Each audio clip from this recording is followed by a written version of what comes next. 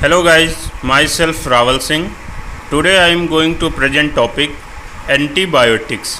आज हम बात करेंगे एंटीबायोटिक्स के बारे में। एंटीबायोटिक्स क्या होते हैं, ये कैसे प्राप्त किए जाते हैं, कितने प्रकार के होते हैं, आज हम इस पे बात करेंगे। Antimicrobial agent. एंटीमाइक्रोबियल एजेंट वो एजेंट होते हैं जो आपकी बॉडी में पैथोजेंस यानी जो भी डिसीज़ कॉज कर सकते हैं, जैसे कि बैक्टीरिया, वायरस, फंगस, इन सबको किल करने की एबिलिटी रखते हैं या इनकी ग्रोथ को स्टॉप करने की एबिलिटी रखते हैं। तो ऐसे एजेंट को हम एंटीमाइक्रोबियल एजेंट बोलते हैं।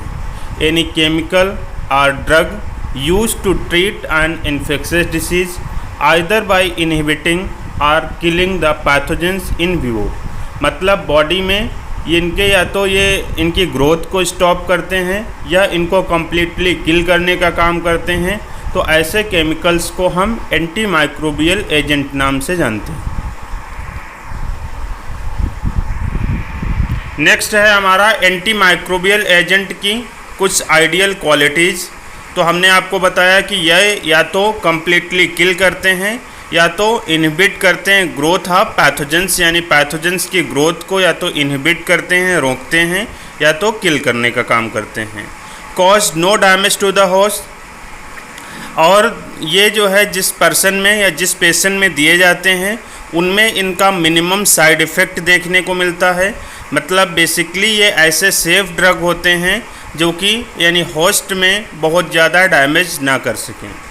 Cause no allergic reaction to the host, यानी लगभग जो है बहुत रेयर केसेस में कोई भी एंटीमाइक्रोबियल एजेंट किसी पेशेंट में एलर्जिक रिएक्शन कॉज करता है।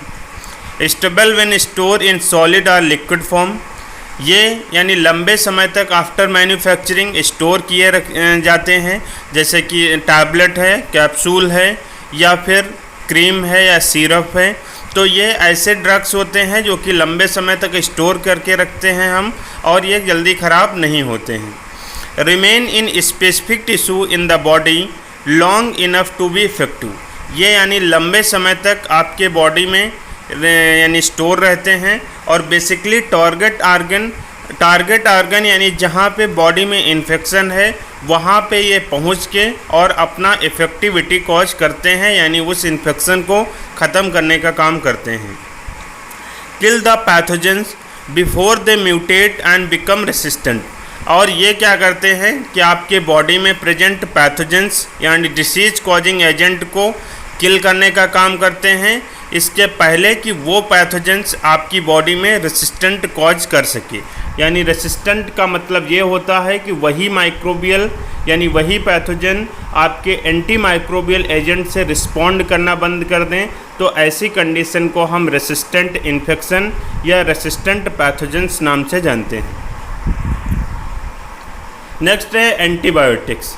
तो एंटीबायोटिक्स जैसा कि अभी हमने आपको बताया कि एंटीमाइक्रोबियल एजेंट वो होते हैं जो आपके पैथोजेंस, तो पैथोजेंस की जब हम बात करते हैं तो बैक्टीरिया, वायरस, फंगस सारे के सारे इन्वॉल्व होते हैं। लेकिन जब हम एंटीबायोटिक्स के बात कर रहे हैं तो ये वो एजेंट होते हैं जो आपके माइक्रो ऑर्गेनिज्म स्पेशली बैक्टीरिया के इन्फेक्शन को किल करते हैं या तो बैक्टीरिया की ग्रोथ को स्टॉप करने का काम करते हैं। Substance derived from micro organism are produce synthetically, या तो ये नेचुरली मतलब माइक्रो ऑर्गेनिज्म से ही ऑब्टेन किए जाते हैं या तो केमिकल प्रोसेस से बनाए जाते हैं। और ये क्या करते हैं आपकी बैक्टीरिया की सेल को यानी डिस्ट्रॉय करने का काम करते हैं या बैक्टीरिया की ग्रोथ को लिमिट करने का काम करते हैं आपके एंटीबायोटिक्स। तो एंटीबायोटिक्स हम सिंपली ये समझ लेते हैं कि ये या तो बैक्टीरिया की ग्रोथ को इनहिबिट करते हैं या फिर बैक्टीरिया की सेल को या बैक्टीरिया को कम्प्लीटली किल करने का काम करते हैं। एंटीबायोटिक्स के जो सोर्सेस हैं वो दो सोर्स बेसिकली हैं, एक तो है नेचुरल एंड दूसरा है सिंथेटिक। नेचुरल आपका जैसे कि फंगाई से पेनिसिलिन ड्रग या ग्राइसोफुल्विन जो कि एंटी फंगल ड्रग होता है। बैक्टीरिया से अगर हम बात करें तो बैसिलस स्पीसीज, जैसा कि हम लोगों ने पढ़ा है कि कोकाई, बैसिलाई, बैसिलाई यानी जो कि रॉड शेप्ड बैक्टीरिया होते हैं, इनके स्पीसीज से यानी पॉलीमाइक्सिन, बैसिट्रेसिन, ये जो बेसिकली लोकल एंटीबायोटिक होते हैं जो कि बेसिकली ऑइंटमेंट में इनका कंपोजिशन देखने को मिलता है। एक्टिनोमाइसिटस जैसे कि टेट्रासाइक्लिन, क्लोरामफेनिकोल जो कि ब्रॉड स्पेक्ट्रम एंटीबायोटिक है, एंड स्ट्रेप्टोमाइसिन। अगर हम सिंथेटिक की बात करें तो सिंथेटिक शब्द का मतलब होता है मेड बाय केमिकल प्रोसेस, यानी एंटीबायोटिक्स जो केमिकली प्रिपेयर्ड किए जाते हैं केमिकल रिएक्शन के द्वारा, उनको हम सिंथेटिक एंटीबायोटिक नाम से जानते हैं। एंटीबायोटिक का क्लासिफिकेशन जो है वो बेस्ड ऑन एंटीमाइक्रोबियल एक्टिविटी, यानी ये जो है जो बैक्टीरिया की ग्रोथ को कैसे इनहिबिट करते हैं या कम्प्लीटली किल करते हैं। अगर कम्प्लीटली किल करने का काम करते हैं बैक्टीरिया को तो हम इनको बैक्टीरियोसाइडल बोलते हैं, और बैक्टीरियोस्टैटिक वो एंटीबायोटिक होते हैं जो बैक्टीरिया की ग्रोथ को इम्पेयर्ड करते हैं या इनहिबिट करते हैं, यानी कम्प्लीटली किल नहीं कर पाते हैं। लेकिन बैक्टीरियोसाइडल एंटीबायोटिक जो होते हैं वो कम्प्लीटली बैक्टीरिया को किल कर देते हैं, वो चाहे वेजिटेटिव बैक्टीरिया हो या स्पोर हो या दोनों हों। According to bacterial spectrum activity, तो ये नैरो स्पेक्ट्रम के होते हैं एंड ब्रॉड स्पेक्ट्रम के होते हैं। बैक्टीरिया के जो क्लासिफिकेशन होते हैं वो बेसिकली आपके जैसे gram positive, gram negative bacteria होते हैं, आपके एनारोबिक बैक्टीरिया होते हैं, एरोबिक बैक्टीरिया होते हैं और एनारोबिक बैक्टीरिया होते हैं। ठीक है, तो ये आपके जैसे कि एनारोबिक बैक्टीरिया वो होते हैं जो ऑक्सीजन की एब्सेंट में लाइव रहते हैं। एरोबिक बैक्टीरिया वो होते हैं जो मतलब ऑक्सीजन की प्रेजेंस में लाइव रहते हैं। फैकल्टेटिव एनारोब्स वो होते हैं वो या तो ऑक्सीजन की कमी में भी जीवित रह सकते हैं और ऑक्सीजन की यानी प्रेजेंस में भी जीवित रह सकते हैं। तो हम बात करते हैं बैक्टीरियोस्टैटिक एंटीबायोटिक के एग्जाम्पल की। यदि हम बात करें तो आपके chloramphenicol, clindamycin, erythromycin, sulfamethoxazole, tetracycline and trimethoprim. Bactericidal antibiotic जैसे कि आपके अमीनोग्लाइकोसाइड ग्रुप के जैसे कि अमीकासिन, टोब्रामाइसिन, सिफाइलोस्पोरिन ग्रुप का जैसे कि आपका ceftriaxone, fluoroquinolone, ofloxacin, levofloxacin, metronidazole, penicillin and vancomycin. तो ये जो है यानी जो बैक्टीरियोसाइडल हैं वो इरिवर्सिबली किलिंग करते हैं, यानी पूरी तरीके से बैक्टीरिया को किल करने का काम करते हैं। वहीं पे जो बैक्टीरियोस्टैटिक हैं वो रिवर्सिबली स्टॉपेज करते हैं, यानी वो क्या करते हैं आपका बैक्टीरिया जैसे मल्टीप्लिकेट होके अपनी कॉलोनी बना रहे हैं, तो ये बैक्टीरियोस्टैटिक उनकी ग्रोथ को इनहिबिट करने का काम करते हैं, जैसे कि क्लिंडामाइसिन, एरिथ्रोमाइसिन, क्लोरामफेनिकोल, टेट्रासाइक्लिन, सल्फामेथाजोल, ये सारे के सारे एंटीबायोटिक। नेक्स्ट हम बात करते हैं broad spectrum and narrow spectrum antibiotic की।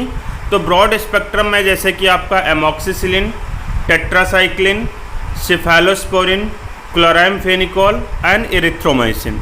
वहीं पे आपके शॉर्ट स्पेक्ट्रम में जो होते हैं penicillin G, cloxacillin, vancomycin, bacitracin and floxacillin. Next है आपका antibiotic classification according to absorbability from the site of administration to the attain significant concentration for the treatment of systemic infection. आपके कुछ जो है एंटीबायोटिक्स का लोकली ऑइंटमेंट आता है, जैसे कि आपके बहुत सारे लोकली ऑइंटमेंट आते हैं। क्लिंडामाइसिन जेल जो कि वो लोकली एक्ट करता है, यानी जहाँ पे हम अप्लाई करते हैं वहाँ के इन्फेक्शन को ये किल करने का काम करता है। वहीं पे आपका जो सिस्टमिक एंटीबायोटिक होते हैं उनको हम ओरल या इंजेक्टेबल फॉर्म में लेते हैं, तो वो बॉडी के वेरियस सिस्टम में प्रेजेंट इन्फेक्शन को ख़त्म करने का काम करते हैं। नेक्स्ट है आपका एंटीबायोटिक का classification according to mechanism of action. यानी कुछ एंटीबायोटिक जो बैक्टीरिया की सेल वॉल के सिंथेसिस को इनहिबिट करते हैं, जिससे कि जब बैक्टीरिया की सेल वॉल सिंथेसिस नहीं हो पाएगा तो बैक्टीरिया किल हो जाएगा। After the function and permeability of the cell membrane, ये क्या करते हैं, परमेबिलिटी को डिक्रीज करते हैं, यानी alter the function and permeability of the cell membrane, यानी जो सेल मेम्ब्रेन की परमेबिलिटी को अल्टर करते हैं। Inhibit protein synthesis, translation and transcription, और ये क्या करते हैं, आपके प्रोटीन सिंथेसिस को इनहिबिट करते हैं। और प्रोटीन सिंथेसिस क्या होता है, एक बैक्टीरिया की लाइफ साइकिल की एक इसेंशियल प्रक्रिया होती है, जिसके बिना बैक्टीरिया जीवित नहीं रह सकता।